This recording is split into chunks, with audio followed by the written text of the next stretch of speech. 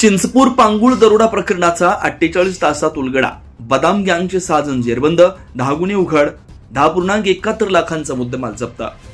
पाथडी तालुक्यातील चिंचपूर पांगुळ इथं घडलेल्या धाडसी दरोडा प्रकरणाचा स्थानिक गुन्हे शाखेनं अवघ्या 48 तासात छडा लावत बदाम गँगच्या 6 सदस्यांना अटक केली. या टोळीनं दरोडा, जबरी चोरी, घरफोडीचे तब्बल 10 गुन्हे केल्याचं तपासात उघड आलंय.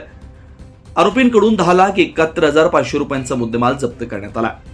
18 मार्च 2026 रोजी मध्यरात्री 1 वाजण्याच्या सुमारास फिर्यादी दगडू भीमराज बडे वय 47 राहणार मळई वस्ती चिंचपूर पांगुळ यांच्या राहत्या घरात 6 अज्ञात आरोपींनी दरवाजाचा कडी कोंडा तोडून प्रवेश केला.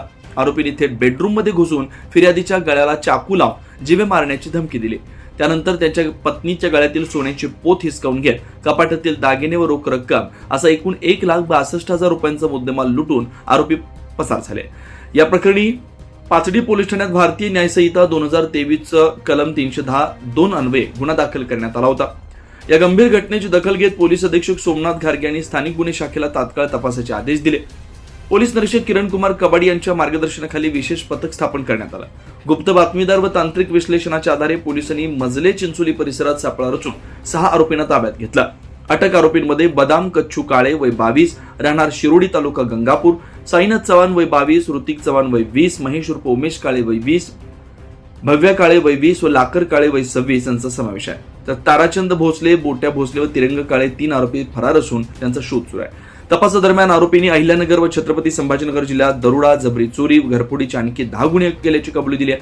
पोलिसांनी आरोपींकडून 69 ग्रॅम सोन्याचे दागिने किंमत 10.25 लाख रुपये, 6 मोबाईल फोन 46,000 रुपये तसेच चाकू, भाला, कटावणीसारखे शस्त्र असा एकूण 10.71 लाख रुपयांचा मुद्देमाल जप्त केला. विशेष म्हणजे गुन्ह्यानंतर आरोपी स्वतःच्या घरी न राहता ओळखीच्या व्यक्तींकडे लपून राहत होते. या प्रकरणात आरोपींना आश्रय देणाऱ्या संजय आव्हाड यालाही गुन्ह्यात सहभागी करण्यात आलाय. दरम्यान अटक आरोपी व जप्त मुद्देमाल पुढील तपासासाठी पाथडी पोलीस ठाण्याकडे वर्ग करण्यात आलाय. फरार आरोपीचा शोध सुरू आहे.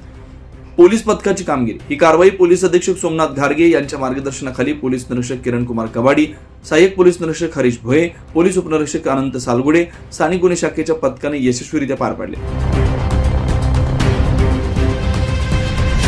24 लाईव्ह महाराष्ट्र न्यूज साठी भाऊसाहेब गामणे, अहिल्यानगर.